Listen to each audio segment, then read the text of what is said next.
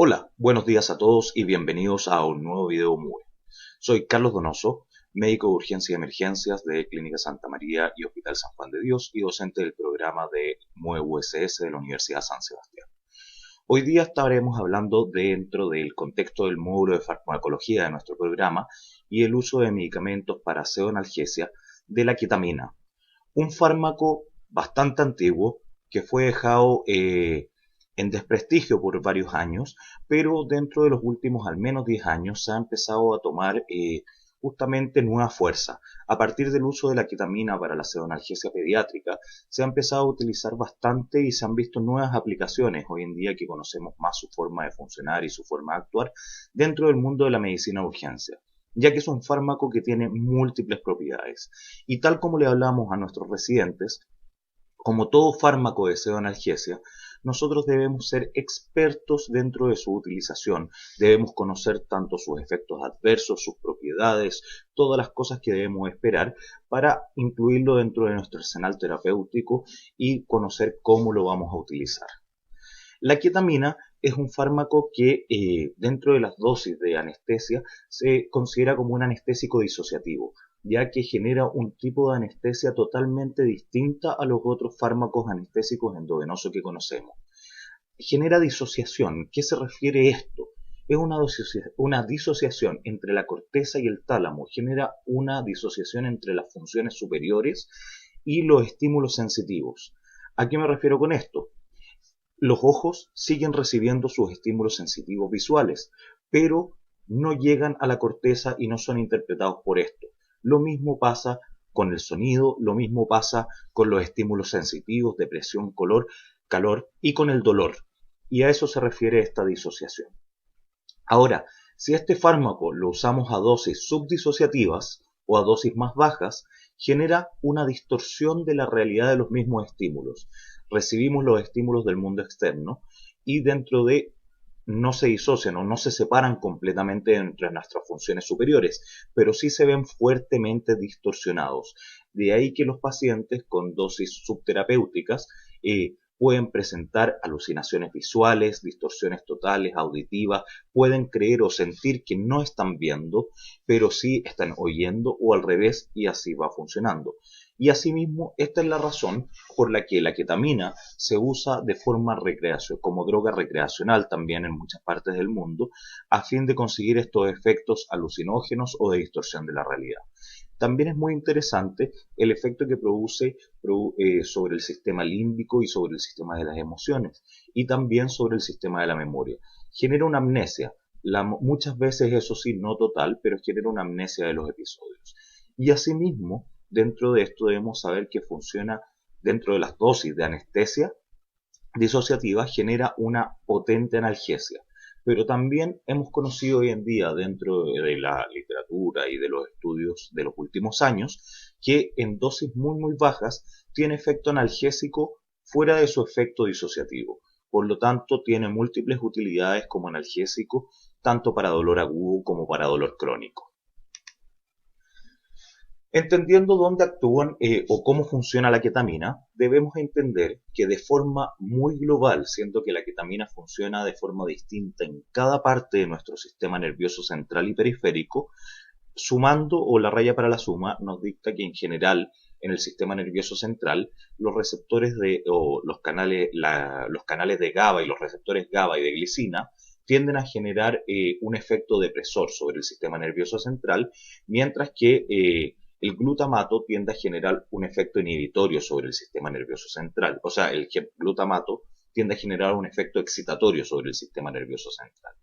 En general, bien conocemos las benzodiazepinas, funcionan potenciando el sistema GABA o el sistema depresor, al igual que el propofol, que funciona sobre el de GABA y glicina, y el etomidato, que también funciona en estos últimos.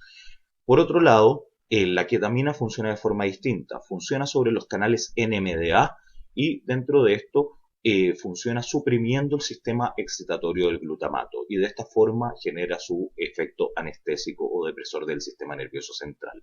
Ahora es muy importante entender que el funcionamiento es distinto sobre cada parte y por eso es una anestesia disociativa.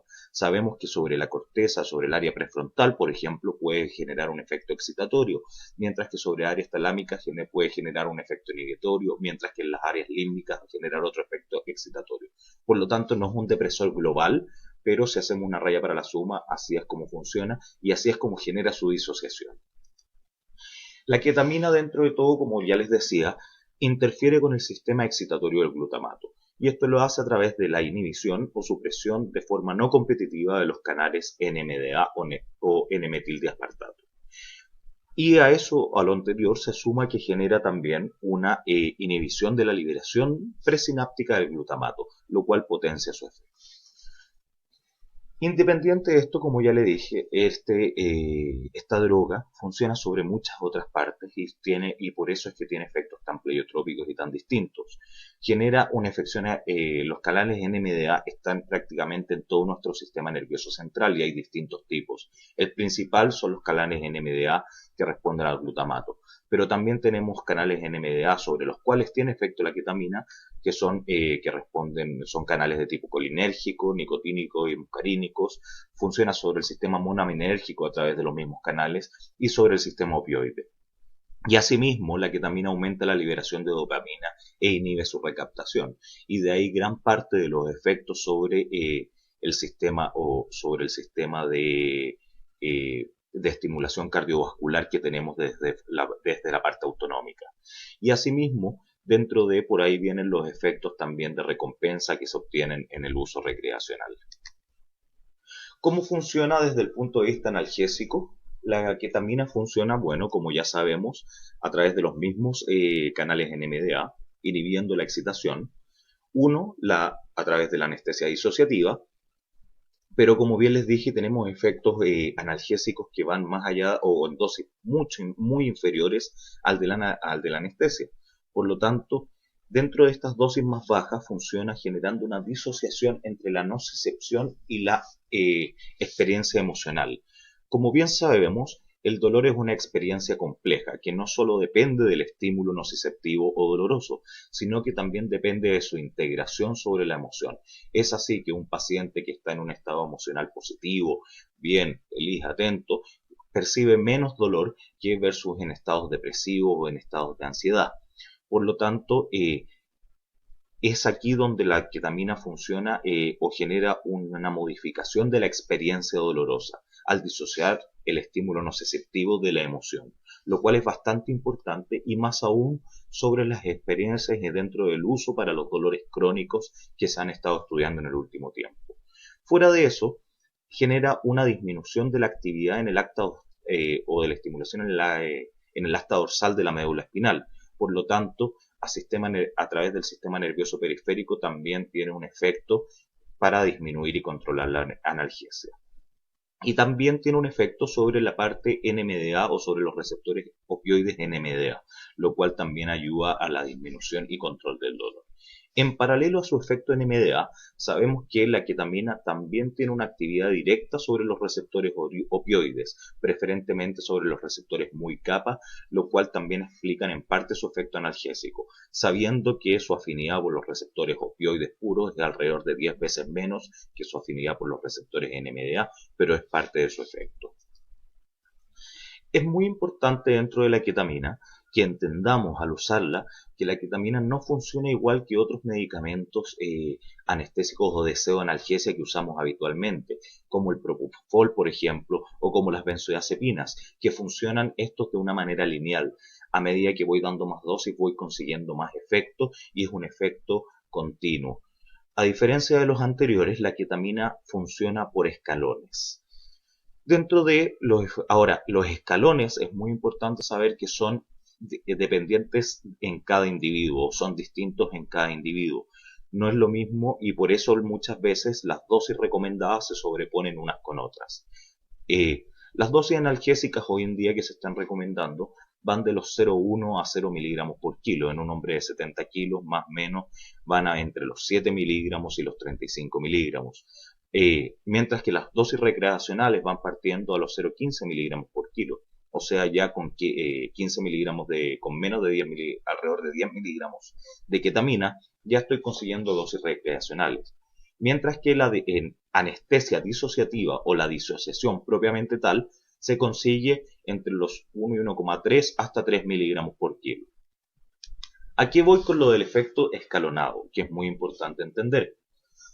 Una vez que empezamos o pasamos nuestras dosis bajas de analgésico, una vez que conseguimos el efecto analgésico, este sí puede seguir aumentando de forma lineal, ya que cuando voy subiendo sobre los otros escalones van aportando otros mecanismos de analgesia. Pero mientras no haya llegado al escalón siguiente, no voy a tener distorsión de la realidad. O sea, dosis muy bajas puedo tener efecto analgésico sin un efecto de distorsión de la realidad. Una vez que ya supero al escalón siguiente, voy a tener distorsión de la realidad. La distorsión de la realidad o los estímulos sensitivos va a ser de forma progresiva con las dosis hasta que alcance el escalón siguiente. El escalón siguiente ya produce la disociación. Una vez establecida la disociación, cuando llego a actuar sobre casi todos los receptores NMDA en mi sistema nervioso central, no voy a tener más efecto pese a que aplique más dosis. Por lo tanto, esa es la razón de que debemos entender muy bien esto. Y nuestros usos dentro de la parte médica van principalmente en los escalones, en los extremos, la dosis analgésica y la dosis disociativa. Y por lo general me quiero mantener fuera de los escalones que están metidos en la distorsión de la realidad, porque es justamente donde tengo efectos adversos, donde mi paciente se agita, donde mi paciente puede generar la ansiedad y puede generar justamente los efectos que yo no deseo. Yo quiero normalmente cuando uso la ketamina producir analgesia o producir disociación, pero en general no quiero producir este efecto de distorsión de la realidad que puede ser placentero para algunos pacientes o complicado para otros. También dentro de este mismo efecto escalonado, esa es la razón por la que cuando yo uso, a diferencia de cuando uso para sedación propofol, que puedo ir escalonando con dosis de 40 miligramos, 20 miligramos cada un par de segundos, e ir evaluando el efecto, con la ketamina no quiero esto. Con la ketamina, si quiero disociación, no voy a ir probando dosis bajas hasta conseguir el efecto disociativo, sino que voy a ir inmediatamente a las dosis de disociación sobre 1 miligramo por kilo. Ahora es muy importante entender que cuando mi paciente va saliendo o la droga se va purificando y se va produciendo el clearance, tengo el efecto contrario. Y pese a que puedo hacer todas mis medidas para que al inducir mi disociación no pase por mis efectos de analgesia ni distorsión de la realidad, pase directo a mi efecto de anestesia disociativa, al ir de vuelta va a ir disminuyendo gradualmente la droga. Por lo tanto, cuando va disminuyendo, sí voy a entrar dentro de las dosis o los niveles plasmáticos de distorsión de la realidad. Y de ahí es que viene y de ahí es que se produce los fenómenos de reemergencia, de los cuales vamos a hablar un poco más adelante. Dentro de la ketamina es maravillosa, es extremadamente rápida, pero por desgracia no me refiero a esto. Me refiero a la latencia de efecto. Dentro de, al pasar la dosis de ketamina, el efecto o la latencia antes del inicio de sus efectos es de 30 segundos a 60 segundos o incluso menos. Por lo tanto, eso es algo de extremada utilidad para nosotros como médicos de urgencia, que lo usamos este medicamento muchas veces en el paciente agitado para disociarlo, en el paciente con un dolor extremo, en el paciente que requiere manejar una vía aérea. Y por otro lado, fuera de tener una latencia extremadamente rápida, también se va rápido esta droga. Dentro de todo, la duración de su efecto anestésico disociativo es de 5 a 15 minutos. ¿Y cuál es la razón de esa duración? La razón de esa duración es que su vida media plasmática se correlaciona con su efecto máximo. Después de la primera vida media, su efecto ya empieza a disminuir y empiezo a salir desde la anestesia disociativa.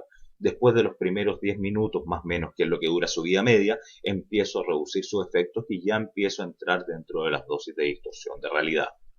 Pero fuera de esto, se va rápido pero no sin secuelas.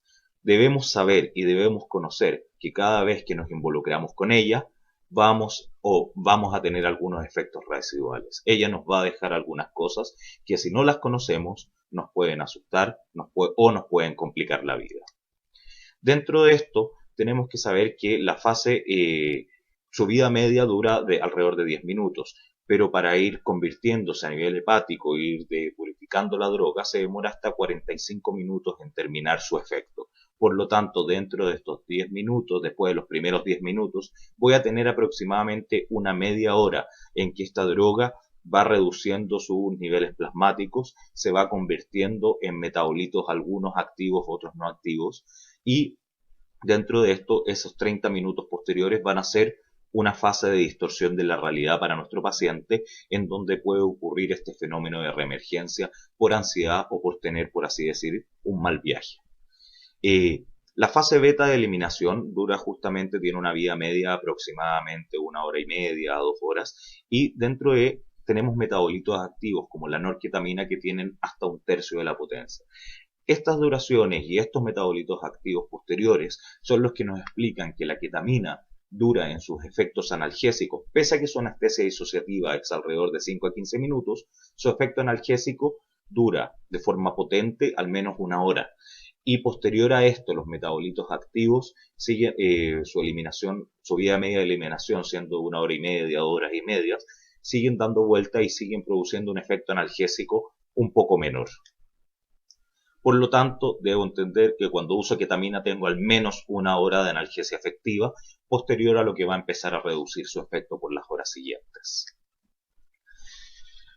Como debemos saber, o como ya les había adelantado, el metabolismo de la ketamina es hepático.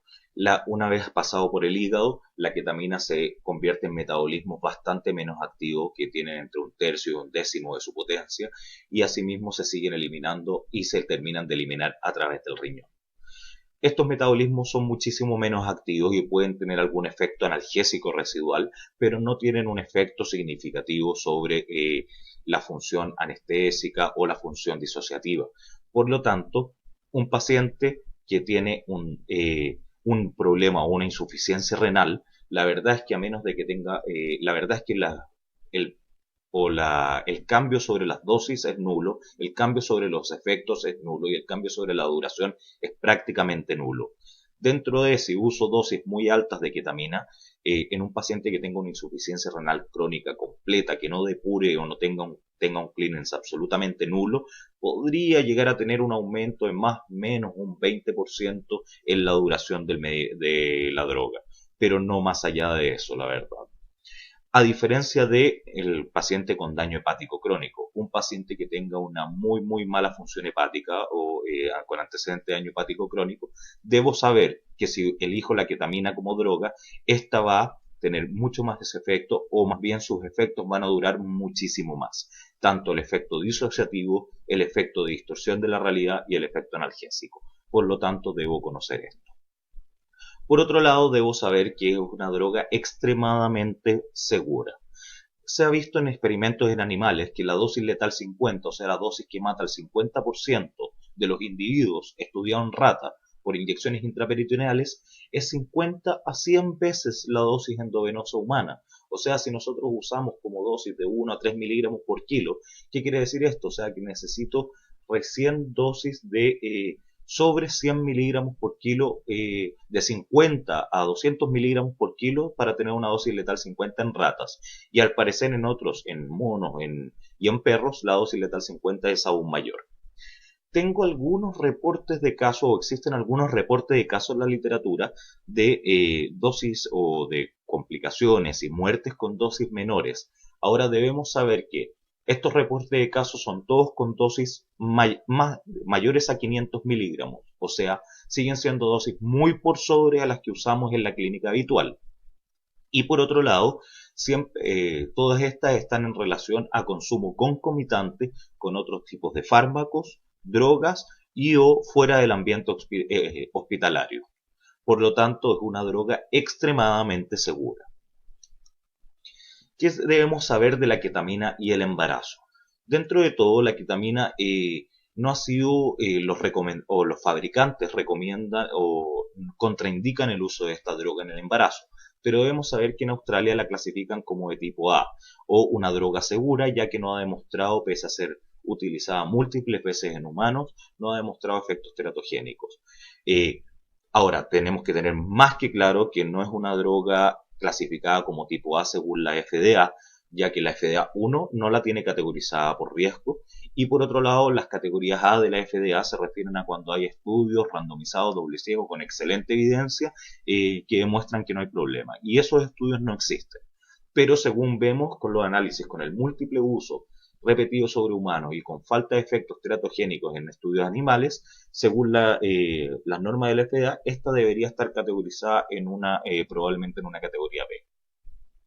En paralelo, sabemos que la ketamina se ha usado en múltiples países y por muchos años para la anestesia y analgesia obstétrica. Y dentro de eso no vemos complicaciones. Y por otro lado, ¿qué debemos saber respecto a la lactancia? La ketamina sí pasa la barrera o sí pasa a través de la leche materna. Por lo tanto, pero la ketamina es una droga que se elimina extremadamente rápido de nuestro organismo. Como bien dijimos, su vida media de eliminación es aproximadamente 2 horas. Por lo tanto, 10 a 12 horas después de su uso, no debería quedar absolutamente ningún rastro circulando en la sangre y menos pasar a través de algún rastro a través de la leche materna. Por lo tanto, es una droga que nos parece segura para usar en pacientes embarazadas y asimismo nos parece segura para usar en pacientes que están dando lactancia mientras se suspenda la lactancia por alrededor de 10 a 12 horas. ¿Qué otros efectos debemos tener en consideración? O más que tener en consideración, conocer al dedillo y considerar cada vez que vamos a elegir este medicamento, ya sea para analgesia como para anestesia disociativa. Debemos saber que tienen efectos sobre la función del sistema cardiovascular. Dentro de la función más clara o el efecto más común que se comenta es la taquicardia y la hipertensión que produce. A diferencia de la mayoría de los anestésicos endovenosos o las drogas para pseudoanalgesia en el servicio de urgencia y para secuencia rápida de intubación, que tienden a generar una depresión dentro del sistema cardiovascular, con excepción del etomidato, esta hace el efecto contrario, genera taquicardia e hipertensión. ¿Cómo lo hace? Se postula que esto es principalmente a través de una estimulación del sistema autónomo y a través de liberación de catecolaminas a través del sistema autónomo. Pero también se ha visto dentro de estudios que la ketamina en dosis altas directamente sobre la célula miocárdica puede generar una depresión de la misma. Ahora, en un individuo, el efecto autonómico sobrepasa con creces esta depresión miocárdica a dosis altas directas. Por lo tanto, lo que vemos netamente cada vez que se usa es que tenemos aumento de la taquicardia, aumento de la presión arterial y aumento del gasto cardíaco. Sin embargo, es algo que debemos tener en consideración, este efecto de presión miocárdica en pacientes que están depletados o su sistema adrenérgico se encuentra completamente agotado. Ejemplo, pacientes sépticos que llevan un par de días así, o pacientes con dolor extremo que llevan un par de días así en estado adrenérgico, 2 o 3 días que puede estar agotado su sistema, y fuera de eso tienen una insuficiencia cardíaca o una descompensación aguda de su insuficiencia cardíaca. En estos casos sí, esta droga me podría jugar en contra, ya que no voy a estar teniendo el efecto ionotrópico positivo de las catecolaminas, ya que ya está depletado el sistema, y por otro lado podría tener un efecto ionotrópico leve sobre un corazón que ya prácticamente, o sobre un miocardio que ya prácticamente no funciona. Por otro lado, una de las cosas que más nos interesa de esta droga para nosotros en el sistema, en el servicio de urgencia, cuando lo usamos para disociación, para sedación o para secuencias de intubación, es que la droga mantiene el drive respiratorio, lo cual es algo totalmente distinto a todas las otras drogas que usamos para pseudoanalgesia en el servicio de urgencia. Yo uso esta droga y el paciente sigue respirando, lo cual es fundamental. Y junto no solo sigue respirando, sino que mantiene sus reflejos de protección de vía aérea, mantiene el reflejo de oxígeno, mantiene el reflejo laringio, etc. Lo cual es extremadamente útil en ciertas situaciones. Ahora, como expertos en esto, no nos debemos quedar solo con esto, no nos debemos quedar solo con que mantiene el drive respiratorio. Y debemos conocer que, pese a que mantiene el drive respiratorio, esto no es perfecto. Y la mantención del drive respiratorio se condice con 2 cosas, o tiene 2 puntos que debemos considerar. El primero es que, pese a que mantiene el drive respiratorio, puede generar apnea ¿En qué casos? Cuando usamos dosis altas de ketamina, o sea, dosis de disociación anestésica o dosis de intubación, cuando sobrepasamos 1 miligramo por kilo. Si es que paso esto en bolo rápido, en menos de 1 minuto, y sobre todo si se pasa en menos de 30 segundos, tengo un riesgo cada vez más alto, según más rápido se pase, de producir apnea. Una apnea que puede, y está descrito que puede llegar a durar unos 5 minutos. Y claramente en nuestros pacientes, cuando lo usamos, sobre todo en pacientes inestables que queremos mantener el drive respiratorio, porque están extremadamente acidióticos o porque están extremadamente hipóxicos, esa apnea es lo que puede matar a nuestro paciente. Por lo tanto, debemos saberlo. Cuando usemos estas dosis debemos y queremos mantener este drive respiratorio preciado, debemos pasarla de forma lenta, en más de 1 minuto. Por otro lado, esta mantención del drive respiratorio, si es que nos preocupamos de no producir el efecto de apnea, viene el segundo punto. La mantención del drive respiratorio no es perfecta y de hecho la ketamina insensibiliza levemente el centro respiratorio a el CO2. Por lo tanto, poco a poco voy a empezar a acumular, a medida que pasa el tiempo, voy a empezar a acumular un poco más de CO2, ya que el centro respiratorio va a disminuir algo la frecuencia respiratoria. ¿Por qué nos importa esto? Bueno, dentro de todo nos importa porque muchas veces usamos esta droga en pacientes extremadamente acidóticos para mantener el barrido de CO2. Ahora, este es un efecto, puede llegar a acumular hasta un 20% más de CO2, lo cual puede ser suficiente para un paciente con pH de 6,9 o 7, bajarlo 1 o 2 puntos más y terminar en un paro cardiorrespiratorio. Por lo tanto, es extremadamente importante. Ahora, este efecto, a diferencia del de apnea, no es un efecto rápido, es un efecto que es un poco más lento. ¿Por qué? Porque justamente requiere el drive respiratorio. Si se mantiene levemente más lento, la acumulación de CO2 de este 20% no va a ser instantánea. Pero es muy importante a tener en consideración que si tengo un paciente que justamente está acidótico, está agitado por hipoperfusión cerebral, lo tengo con una mascarilla de alto flujo de recirculación o de recirculación y doy esta droga para justamente controlar su agitación, y me quedo esperando 10, 15, 20 minutos antes de tomar alguna otra decisión, puede ser la gota que rebalse el vaso. Por otro lado, no tengo ningún problema con esa mínima disminución del drive respiratorio para hacer una secuencia de intubación retardada. ¿Por qué? Dentro de 10 minutos, más o menos que 5 a 10 minutos, que es lo que me podría demorar en preoxigenar a mi paciente en una secuencia de intubación retardada, podría ser suficiente para acumular CO2.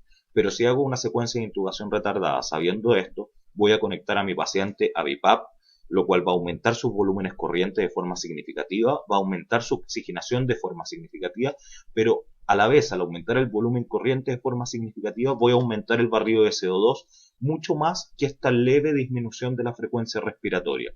Por lo tanto, usarlo de esta forma 5 o 10 minutos me parece que es bastante seguro y justamente como se ha postulado en muchas otras partes, es una técnica que nos permite optimizar nuestras condiciones de intubación y de manejo de la vía aérea en pacientes críticos. En paralelo al anterior, debemos considerar o debemos saber que es un paciente que mantiene reflejos, justamente como ya lo dije, y también la ketamina puede producir cialorrea. Por lo tanto, si la voy a usar, si la uso para una secuencia de intubación rápida, probablemente en 20, 30, 40 segundos no va a alcanzar a producir una cialorrea significativa. Pero si lo uso para sedación y después de esto voy a intubar a mi paciente un par de minutos después o lo uso para secuencias de intubación retardada, sí debo tener aspiración a mano, ya que puede ser bastante difícil ver la vía aérea en algunos de estos pacientes cuando están llenos de saliva. Y en paralelo debemos conocer que la ketamina tiene un efecto importante sobre la relajación del músculo liso bronquial. ¿Dónde o en qué casos me sirve esto? En los pacientes asmáticos severamente comprometidos, cuando están muy obstruidos, puede ser como segunda o tercera línea, puede ser una droga que me permite salvar a este paciente o evitar intubar a este paciente. Y por otro lado, en pacientes ya intubados, pacientes que están sometidos, uno, un asmático que terminé intubándolo pese a que hice todo lo posible, u otro, un paciente séptico, con shock cardiogénico, edemas pulmonares u otro, que termina con un distrés agudo de pulmón, el hecho de relajar la musculatura lisa me permite aumentar su compliance. Por lo tanto, en los pacientes que tengo en ventilación mecánica, que están manejando presiones elevadísimas, puede ser una herramienta que tengo para disminuirla. Independiente, bastante menos relevante que los anteriores, debo saber que la ketamina tiende a producir vómitos y náuseas. Ahora, estos no son durante mi proceso de disociación anestésica, ni son a las dosis muy bajas de analgésico, pero sí son las dosis un poco más altas y se producen cuando ya 30, 40, 50 minutos después de su uso, cuando el paciente pasó las dosis altas, el fenómeno de distorsión de la realidad y está volviendo y está en su estado de recuperación. Y en paralelo, por la liberación de catecolaminas o el aumento del sistema catecolaminérgico, que es también el responsable de la relajación del músculo lisobronquial, me va a producir hiperglicemia, cosas que debo saber un poco menos relevantes que las anteriores. Dentro de los efectos adversos propiamente tal, ya que todos los anteriores no los podemos considerar efectos adversos, sino que son efectos esperables, son efectos que sabemos que van a pasar, que los podemos querer o no querer, pero los sabemos existen. Dentro de los efectos que yo considero más efectos adversos son la emergencia y el laringoespasmo. ¿Qué es el efecto de emergencia? El efecto de emergencia, comúnmente descrito en todas partes y bastante temido, es el efecto en el que el paciente, después de las dosis de disociación anestésica, empieza a disminuir y en los minutos siguientes entra dentro de las dosis o de los niveles plasmáticos de distorsión de la realidad. Estos efectos pueden producir un mal viaje o puede producir pesadillas vívidas, ya que el paciente empieza a recontrolar sus funciones y pueden entrar en un extremo nivel de ansiedad y agitación.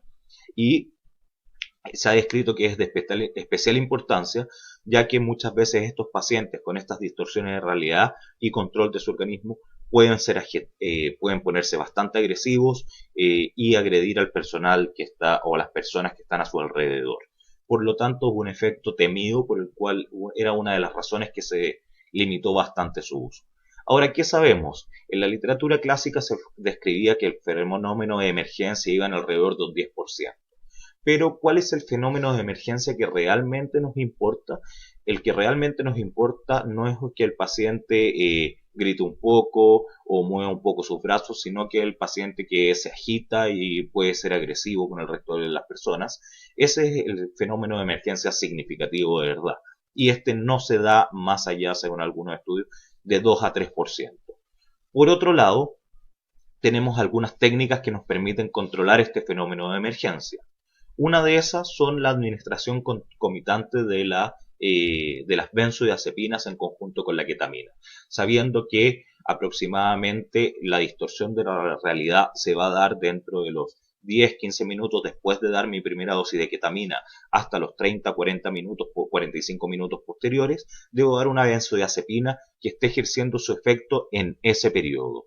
Puede ser esto si doy solo una dosis de ketamina, podría ser una dosis de midazolam, que es con lo que se ha estudiado. Si doy una o más dosis de ketamina, puede ser lorazepam también. Y si justamente me mantengo realizando algún procedimiento prolongado por algunos 30 minutos en que tuve que dar dosis repetidas de la ketamina, puedo pensar en dar un diazepam, por ejemplo. Ahora, esa es una técnica para controlar la emergencia y la otra técnica para controlarla es administrar una benzodiazepina de inicio rápido en el caso de que aparezca el fenómeno de emergencia. Ahora, son técnicas distintas, el fenómeno de emergencia significativo no es tan frecuente como pensábamos, pero debo elegir según mi lugar donde trabajo y según los efectos adversos y según mi capacidad de tiempo. Un ejemplo es si yo estoy trabajando con este paciente, lo tengo estable, pero tengo 15 pacientes más críticos, probablemente no voy a poder estar al lado del paciente esperando a ver si es que aparece el fenómeno de emergencia para darle el medicamento. Por lo tanto, le puedo dar una dosis leve de benzodiazepinas. Desde la partida y dejarlo con eso y dejar que el paciente pase todo su fenómeno de eliminación de la ketamina, distorsión de la realidad con su ansiolisis tranquilo hasta que termine de despertar. Por otro lado, si estoy en un lugar que sí tengo el tiempo para estar mirando al paciente, puedo ahorrarme las benzodiazepinas, las cuales pueden prolongar en algo mi efecto de recuperación, que es algo que no quiero, y así puedo optimizar mis tiempos de uso box, permitiendo que el paciente salga de su pseudoanalgesia antes y yéndose antes a la casa. Son distintas técnicas que uno tiene que evaluar según su experiencia y su lugar de trabajo. Y por otro lado, el otro efecto adverso significativo es el laringoespasmo. El laringoespasmo, que es justamente un espasmo de la laringe que va a revertir todos los efectos beneficiosos por los cuales estaba usando la ketamina como anestésico disociativo. ¿Por qué? Porque va a producir desaturación, me va a producir un problema de vía aérea e incluso podría matar a mi paciente. Ahora, como médicos expertos en el manejo de la vía aérea, sabemos que su tratamiento es extremadamente simple. ¿Y cuál es el tratamiento del laringoespasmo? Que por un lado es extremadamente infrecuente, es idiopático, es el uso de relajantes musculares. Por lo tanto, cada vez que voy a usar ketamina, la debo usar como experto en esta área en un ambiente que tenga de fácil disponibilidad un paralizante y equipo para manejar vía aérea y hacer una intubación endotráquea. Por lo tanto, es así de fácil. Es un evento que se produce en menos de un 1% de los pacientes y que sé cómo manejarlo y lo puedo manejar de una forma sencilla. Es importante saber que mientras más joven es el paciente, más posibilidad de laringoespasmo tiene. Ahora, más joven me refiero a realmente joven. Me refiero a emergencias pediátricas, pacientes de bajo un año. Y si somos más objetivos aún, la evidencia de los últimos años nos ha mostrado que la verdad es que entre los 3 meses y el año, el laringoespasmo tampoco es para nada frecuente. Y es bajo los 3 meses donde sí tiene un riesgo de laringoespasmo. ¿En qué otro tipo de pacientes puede aumentar en algo el riesgo del laringoespasmo? En los pacientes que tienen una gran estimulación de la vía aérea, ya que la ketamina, como bien dijimos, no inhibe los reflejos, y si estoy estimulando la vía aérea puede aumentar el laringoespasmo. ¿En qué casos puede ser esto? Procedimientos de otorrinolaringología en que uso la ketamina como anestésico disociativo y endoscopías digestivas altas en que uso la ketamina como anestésico disociativo. Por lo tanto, debo saberlo y debo estar preparado para él si es que elijo esta droga para ese tipo de procedimientos. Dentro de la ketamina en trauma es un tema que vamos a tocar muy sucintamente en este momento. Y es importante saber que dentro de las consideraciones, en toda la literatura clásica, la literatura va antes del 2005, si es que no está actualizada, y antes del 2000 incluso actualizada, refieren que la ketamina era un medicamento vetado para el trauma. ¿Por qué? Porque en el trauma hay TEC. Y lo que se creía es que la ketamina producía un aumento de la presión intracraneana. Y como sabemos, un paciente tequiado no le hace bien que aumente la presión intracraneana, ya que aumenta el daño neurológico y puede aumentar la mortalidad. Pero la verdad es que ¿de dónde viene esto? El aumento de la presión intracraneana viene de algunos estudios de entre el año, de alrededor del año 80, que son hechos con, uno, son estudios con un N de pacientes extremadamente bajo. Dos, son estudios con serios problemas metodológicos según el análisis que hoy en día hacemos y nuestros estándares de hoy en día de evidencia. Por lo tanto, son estudios muy poco creíbles. Y por otra parte, a considerar, eran estudios en pacientes que no tenían manejo de vía aérea y no usaban ningún otro tipo de medicamento concomitante, que hoy en día probablemente o la mayoría de las veces que manejamos vías aéreas, sí usamos algunos otros medicamentos de forma concomitante y justamente lo usamos para manejar la vía aérea.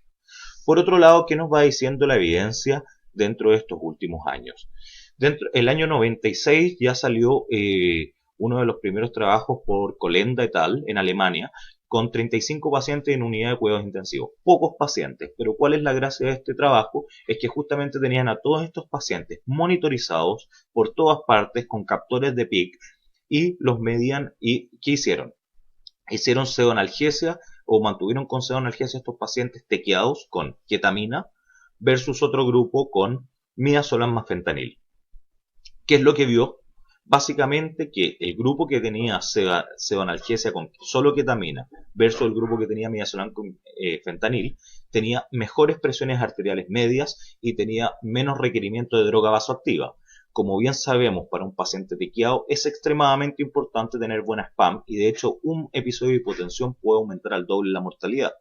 Por otro lado, también nos vimos que tenían, al relacionar la PAM con la PIC, que estaban totalmente monitorizados estos pacientes, vimos que el grupo sedado con ketamina tenía mejores presiones de perfusión cerebral. Por lo tanto, pese a que algunos pocos sí aumentaron la PIC en este estudio, el aumento de la PAM fue mayor y por lo tanto la presión de perfusión cerebral, que es lo que nos importa, era mejor en este tipo de pacientes. Por otro lado, El año 2014 se hizo una revisión, Ciel revisó un paciente, hicieron una revisión de muchos estudios de los últimos años respecto a este tema, el uso de ketamina en TEC. Básicamente su conclusión es que no aumenta la presión intracraneana. Chang et al. En el CNS del Neuroscience, el 2013 también publica una revisión que habla del uso emergente de la ketamina en anestesia y sedación para los pacientes con TEC. Y que concluyen ellos, dentro de todos sus resultados nos muestran que 1. No aumenta la presión intracraneana, 2. Tiene posibles efectos neuroprotectores. El año 2005 se publicó este artículo en una revista de anestesia, en el cual justamente revisan el dogma del uso de ketamina para pacientes con TEC. ¿Y que nos dicen? Lo mismo, no aumenta la presión intracraneana, mejora la presión de perfusión cerebral y posiblemente a través de su efecto inhibitorio NMDA del glutamato, que como sabemos el glutamato es su efecto excitatorio, es un importante causante del daño secundario en el TEC, del daño neuronal secundario. El efecto inhibitorio NMDA podría tener un efecto neuroprotector. Importante e interesante. Y aquí les pongo finalmente algo que nos importa netamente a nosotros, cómo son las condiciones de intubación, si es que uso ketamina versus si es que uso tomidato. Ambos grupos claramente usando paralíticos, como sabemos hacer nuestras secuencias rápidas de intubación. Básicamente este estudio nos muestra que el first pass success o la intubación al primer intento es exactamente igual o son equivalentes y también son equivalentes en cuanto a las complicaciones. O sea, el uso de tomidato y ketamina es equivalente en esto, no aumenta la presión intracraneana y es una droga segura. Si quieren aumentar o revisar un poquito más o referirse más, ahí están las publicaciones para que las revisen. Y por otro lado, si ven los videos que publicamos acerca del Essentials of Emergency Medicine el año pasado, a fines del año pasado, discutimos un poco más con el Dr. Rey este tema. En fin, mito. No está vetada para el TEC, no aumenta la presión intracraneana. Ya sabemos que el aumento de pique es un mito, por lo tanto la podemos usar en esos casos. Y otro tema que se discute bastante para el uso de ketamina es el uso para los pacientes, o se pone como una contraindicación casi absoluta, pero en la mayoría de las partes sale como relativa, el uso para los pacientes con riesgo de cardiopatía isquémica. Y justamente nos dicen que no se puede usar en pacientes que están extremadamente adrenérgicos, taquicárdicos y con presiones normales o incluso un poco hipertensos.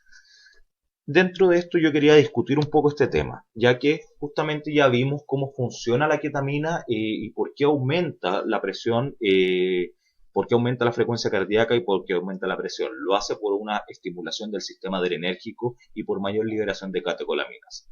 Ahora, en teoría, ojo, muchos de estos pacientes que nosotros vemos en la urgencia, ya están al máximo o ya están totalmente estrujados y ya han liberado toda la adrenergia, todas las catecolaminas que tienen. Por lo tanto, el efecto extra que yo voy a producir con la ketamina puede ser despreciable. Y por otro lado, muchas veces estos pacientes están choqueados, hipotensos y estoy pensando o ya estoy usando drogas vasoactivas. Por lo tanto, la verdad es que teóricamente el efecto extra que voy a tener de la ketamina al usarla sobre las drogas vasoactivas que ya estoy usando o que voy a usar es despreciable o es ridículo dejar de usar la ketamina porque me va a producir un poco de adrenergia si estoy pensando en usar un vasoactivo. Por lo tanto, no me debiese aumentar al menos de forma significativa la frecuencia cardíaca ni la presión arterial. Pero sí debo considerar el efecto, justamente el mismo tipo de paciente en que debo considerar la posibilidad de que la ketamina me produzca una depresión miocárdica. Y es el tipo de pacientes que, como les comentaba antes, si es que tienen una falla cardíaca aguda o si es que su corazón no tiene ningún tipo de contractibilidad, debería tener cuidado si es que están depletados de catecolaminas con el uso de la ketamina. O tal vez debiese pensar, como se plantea o como plantea Scott Weingart, en el uso de dosis más bajas de ketamina que las que usamos habitualmente. Y como ya les había explicado antes, nosotros en general no hacemos el uso más bajo de ketamina, sino que vamos inmediatamente a las dosis de sobre 1 miligramo por kilo, que es la disociación anestésica. Pero esta es la excepción. ¿Por qué? Porque son pacientes que probablemente ya están en un shock profundo, ya tienen algún nivel de compromiso de conciencia, por lo tanto lo que quiero no necesito disociarlos completamente. Al revés, lo que necesito es que tengan algún nivel de analgesia para producir o manejar su vía aérea o hacer mis procedimientos y tal vez darle un extra de amnesia. Pero es un paciente que ya tiene, o por ejemplo, ya tiene el efecto hipnótico por su condición de patología basal. Por lo tanto, mito, no es un mito, pero sí es algo que si sabemos cómo funciona el medicamento, sabemos la condición del paciente, entendemos la fisiopatología, sí podemos usar la droga de distintas formas en alguno de estos casos y sí sabemos qué esperar de esta. En suma y resumiendo el uso de la ketamina, uno, no es un anestésico propiamente tal, sino que produce una disociación anestésica. Produce disociación y o analgesia, dependiendo las dosis que queramos usar. Mantengámonos aparte o mantengámonos alejados de las dosis intermedias, que son las que generan justamente distorsión de la realidad, ansiedad y efectos adversos. Dentro de cuando di esta clase para nuestro grupo de residentes, surgió una pregunta que sí me pareció interesante y es que me preguntaron con qué dosis recomendaba yo partir la analgesia. Dentro de, y cuando empezamos a usar la ketamina como analgésico, partimos con las primeras publicaciones que habíamos leído usando entre 0,15 y 0,35 miligramos por kilo.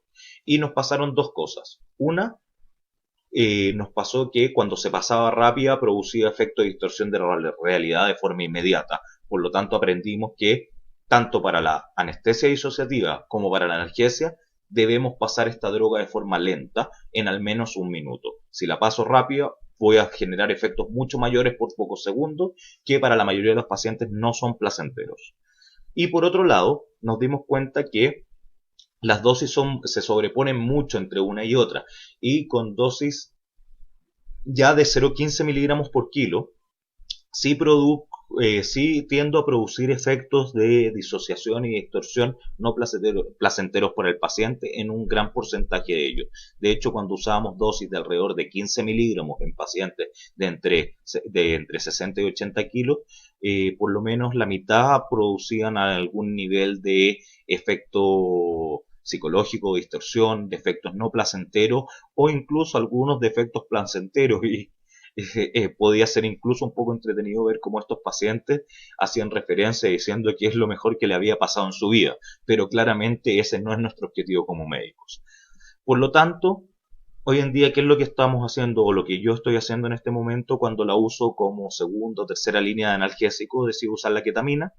Es usar las dosis de 0,1 miligramo por kilo. O sea, en un paciente de alrededor de 70 kilos, uso 7 miligramos. Entre 5 y 7 miligramos, uso una dosis que se pasa lenta en alrededor de estas dosis tan bajas en más de 30 segundos, en general alrededor de un minuto, sin tener problemas. Y dentro de eso, la ketamina tiene un efecto tan rápido que la vuelvo a repetir. Si es que el efecto analgésico no es suficiente y si es que no ha producido un nivel de distorsión de la realidad significativo en mi paciente, puedo volver a repetir esta dosis en 2, 3, 4, a lo más 5 minutos y repito una dosis equivalente. Y así voy usando y voy titulando mi analgesia para tratar de mantenerme alejado de los efectos que les comentaba, de distorsión de la realidad y que producen ansiedad en el paciente. Y otra técnica que ayuda bastante al control de los síntomas de la distorsión de la realidad es contarle al paciente, no llegar y administrarle el medicamento, contarle que este medicamento puede producirle por algunos pocos segundos a minutos algún nivel de pensamiento, algún nivel de alucinaciones, ver cosas un poco raras, oírlas. Cuando el paciente lo sabe, muchas veces si es que se le producen los efectos, no le genera el nivel de ansiedad que cuando le pasa sin conocerlo. Por lo tanto, esas son las principales recomendaciones en cuanto a la disociación y analgesia. Saber que es una droga extremadamente rápida. Inicia rápido, se va rápido, pero asimismo es compleja. Como bien dijimos, se va rápido, pero entran en los efectos de disociación de la realidad. Tenemos efectos sobre el sistema cardiovascular, tenemos efectos sobre el sistema respiratorio y esta complejidad debemos conocerla y debemos mantenernos al día de ella. Por otro lado, mantiene la respiración. Y eso es un punto fundamental para nosotros como médicos de urgencia y emergencia. Sabemos que la mantiene, pero también sabemos que no es perfecto. Si la paso rápido puedo producir apnea y pese a que siempre la va a mantener, si es que la paso lento y no me produce apnea, la mantiene, puede generar una acumulación leve de CO2 si es que me espero mucho rato. Y eso es lo que debo conocer. Tiene efectos cardiovasculares. Los efectos son principalmente por el estímulo catecolinérgico o por el aumento de liberación de catecolaminas. Por lo tanto, lo conozco, voy a tener probablemente un estímulo, voy a tener hipertensión, voy a tener aumento de la frecuencia cardíaca y un nivel mínimo de presión miocárdica directo, que es lo que debo manejar en el contexto de mi paciente. No es perjudicial para el trauma encefalocraniano y todo lo contrario podría ser incluso beneficioso. Y finalmente, acuérdense del fenómeno de reemergencia. No es un fenómeno severo, pero sí es un fenómeno frecuente. No tanto como lo creíamos, sabemos manejarlo, debemos estar preparados y debemos anticiparnos a él. O lo manejo de buenas o de entrada, asociando siempre que uso ketamina con benzodiazepinas, o no lo hago y espero, y si es que pasa lo manejo. Pero lo debo conocer y debo saber que viene. Y más importante aún, si no es mi personal, no conoce, no está familiarizado con el uso de la ketamina, debo informar a mi personal y debo hacer que ellos sepan que va a pasar o puede pasar esto, lo cual va a ser todo muchísimo más sencillo. Bueno, eso es todo por hoy, amigos. Esta ha sido la revisión o la clase que hicimos dentro de nuestro módulo de farmacología de ketamina. Los invito a seguirnos en nuestros videos, nuestras clases a través de YouTube, a través del Facebook, seguir nuestras discusiones, nuestras publicaciones de tema, casos electrocardiográficos, seguirnos a través de Twitter y también los invito a seguir el podcast mueve.org, el cual publicamos una vez al mes y discutimos distintos temas con un enfoque para especialistas en emergencia. Chao, que les vaya bien.